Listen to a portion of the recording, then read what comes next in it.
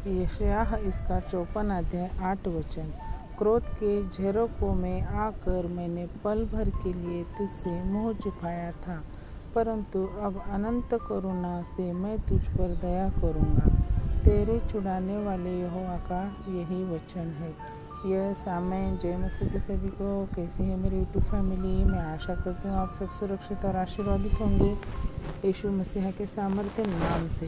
तो आज के सुंदर से दिन के लिए परमेश्वर ने हमें कितना अद्भुत वचन दिया है मेरे भाई बहनों, कि परमेश्वर का वचन क्या कहता है कि क्रोध के झरोखे में आकर मैंने पल भर के लिए तुझसे मुँह छुपाया था, परंतु अब अनंत करुणा से मैं तुझ पर दया करूँगा। यस, तो जब हम कुछ गलती करते हैं, जब हम परमेश्वर के विरुद्ध कुछ भी पाप करते हैं, गुनाह करते हैं, तब परमेश्वर क्या करते हैं? हमसे मुंह फेर लेते हैं या वो हमसे क्रोधित होते हैं मेरे भाई बहन। तो इसलिए हमें हमेशा क्या परमेश्वर के चरणों में बने रहना है।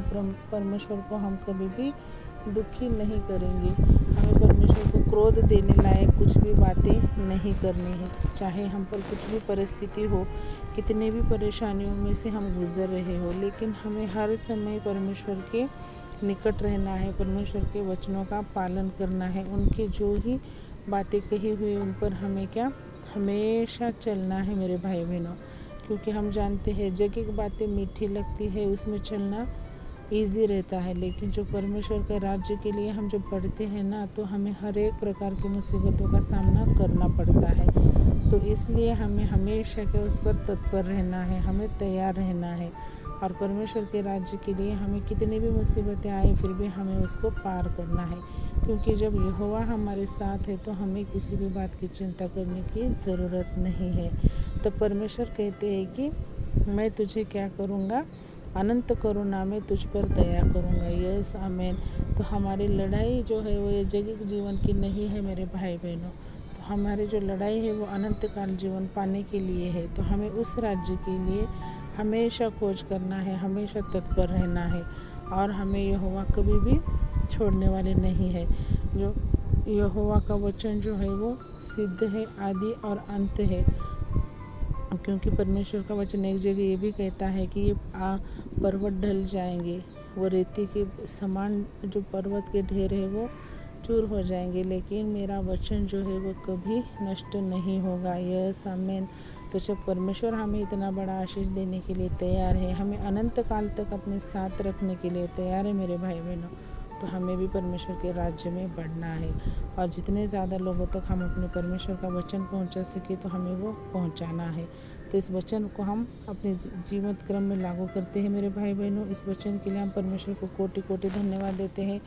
आइए हम छोटी सी प्रार्थना करेंगे। Hallelujah hallelujah. आकाश पृथ्वी के निर्माण करता बापा, हम यीशु मसीह के सामर्थ्य नाम से आपके चरणों में आते हैं मेरे राजा। इस दिन के लिए, इस वचन के लिए, इस समय के लिए हम आपको कोटि कोटि धन्यवाद देते हैं। ऐसा बा हम अपनी गलतियों की वजह से आपके क्रोध को हम क्या बढ़ा देते हैं मेरे राजा। तो हम ऐसा ना करें, इसलिए आप हमें ज्ञान बुद्धि और समझ से भर दीजिए मेरे परमेश्वर। हमें आपके वचनों पर चलाना मेरे राजा। आपसे हमें कभी भी दूर मत करना मेरे परमेश्वर।